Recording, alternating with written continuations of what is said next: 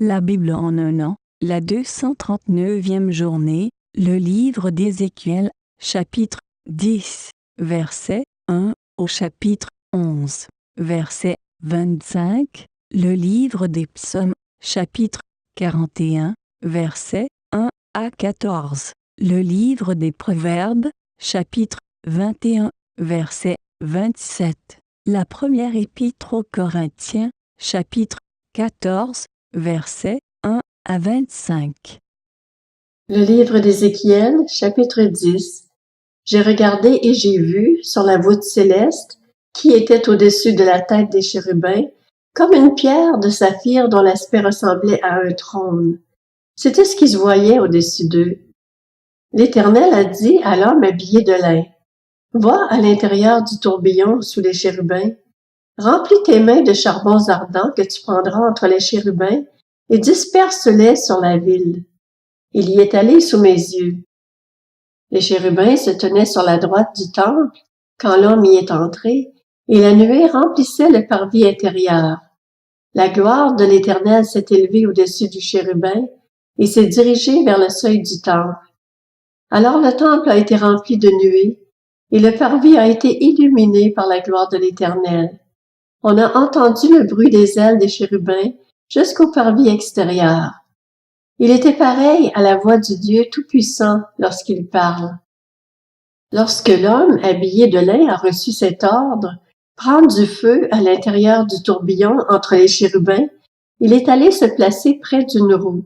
Alors un chérubin a tendu la main entre les autres chérubins pour atteindre le feu situé entre les chérubins.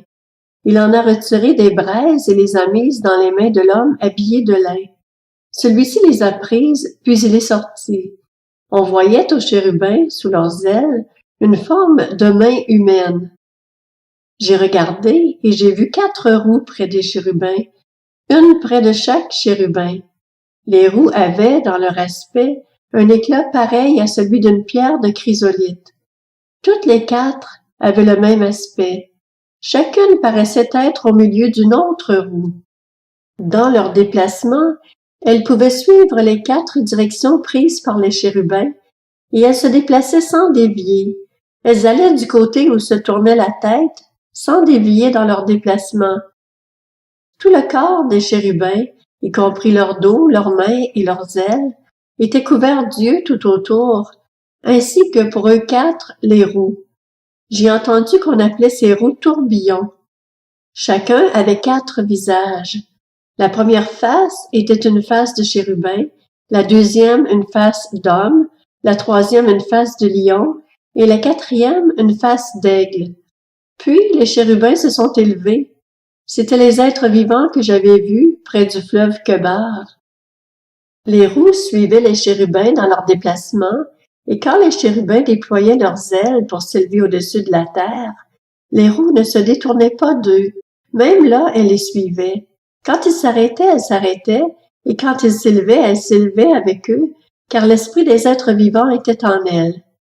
La gloire de l'Éternel s'est retirée du seuil du temple et s'est placée au-dessus des chérubins. Les chérubins ont déployé leurs ailes et se sont élevés de terre sous mes yeux quand ils sont sortis, accompagnés des roues. Ils se sont arrêtés devant l'entrée de la maison de l'Éternel côté est, et la gloire du Dieu d'Israël était au-dessus d'eux, tout en haut. C'étaient les êtres vivants que j'avais vus sous le Dieu d'Israël près du fleuve Kebar, et j'ai reconnu que c'étaient des chérubins. Chacun avait 4 faces et 4 ailes, et il y avait quelque chose qui ressemblait à des mains humaines sous leurs ailes. Leurs visages ressemblaient à ceux que j'avais vus près du fleuve Kebar. C'était le même aspect, c'était eux. Chacun allait droit devant lui. Le livre d'Ézéchiel, chapitre 11. L'Esprit m'a enlevé et m'a transporté à la porte de la maison de l'Éternel, qui est à l'est, celle qui est orientée vers l'est. À l'entrée, il y avait 25 hommes. Au milieu d'eux, j'ai remarqué Jaazania, le fils d'Azur, et Pelatia, le fils de Benaja. C'étaient des chefs du peuple. L'Éternel m'a dit, « Fils de l'homme, voilà les hommes qui projettent l'injustice et qui donnent de mauvais conseils dans cette ville. Ils disent, ce n'est pas pour tout de suite. Profitons de construire des maisons. La ville est la marmite et nous sommes la viande. C'est pourquoi prophétise contre eux, prophétise, fils de l'homme. Alors l'Esprit de l'Éternel est tombé sur moi et m'a dit, annonce, voici ce que dit l'Éternel. C'est donc ainsi que vous parlez, communauté d'Israël? Je sais ce qui vous vient à l'esprit. Vous avez multiplié le nombre de vos victimes dans cette ville. Vous avez rempli ses rues de vos victimes. C'est pourquoi voici ce que dit le Seigneur, l'Éternel. Les victimes que vous avez exposées au milieu d'elles, c'est elles qui sont la viande, et la marmite, c'est la ville. Quant à vous, on vous en fera sortir. Vous avez peur de l'épée? Je ferai venir l'épée contre vous, déclare le Seigneur, l'Éternel. Je vous ferai sortir du milieu d'elle, je vous livrerai entre les mains des étrangers, et je mettrai mes jugements en œuvre contre vous. Vous tomberez par l'épée, et je vous jugerai à la frontière d'Israël. Vous reconnaîtrez alors que je suis l'Éternel. La ville ne sera pas une marmite pour vous, et vous ne serez pas comme de la viande à l'intérieur. C'est à la frontière d'Israël que je vous jugerai. Vous reconnaîtrez alors que je suis l'Éternel, celui dont vous n'avez pas suivi les prescriptions, ni respecté les règles, tout en vous conformant aux règles en vigueur chez les nations qui vous entourent. Pendant que je prophétisais, Pelatia, fils de Benaja, est mort. Je suis alors tombé le visage contre terre, et me suis écrié à pleine voix, « Ah, Seigneur éternel, vas-tu exterminer ce qui reste d'Israël? » La parole de l'Éternel m'a été adressée. « Fils de l'homme, c'est à tes frères, aux membres de ta parenté ainsi qu'à la communauté d'Israël tout entière, que les habitants de Jérusalem disent, « Restez loin de l'Éternel. » C'est à nous que le pays a été donné en propriété.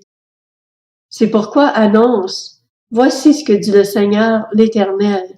Même si je les tiens éloignés parmi les nations, même si je les ai éparpillés dans divers pays, je serai pour eux un sanctuaire durant quelque temps dans les pays où ils sont allés.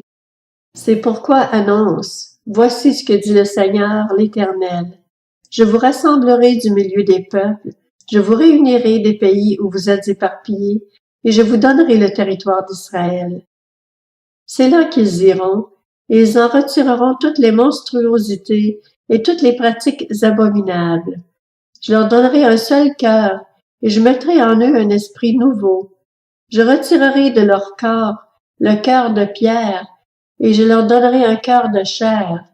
Ainsi ils pourront suivre mes prescriptions, garder et respecter mes règles. Alors ils seront mon peuple, et je serai leur Dieu. Quant à ceux qui ont le cœur attaché à leur monstruosité et à leurs horreurs, je ferai retomber leur conduite sur leur tête, déclare le Seigneur, l'Éternel. Les chérubins ont déployé leurs ailes, accompagnés des roues, et la gloire du Dieu d'Israël était au-dessus d'eux, tout en haut. La gloire de l'Éternel est montée au-dessus du centre de la ville, et s'est arrêtée sur la montagne qui se trouve à l'est de la ville.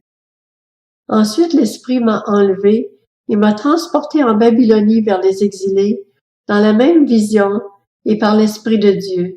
La vision que j'avais eue a alors disparu au-dessus de moi, et j'ai rapporté aux exilés tout ce que l'Éternel m'avait révélé.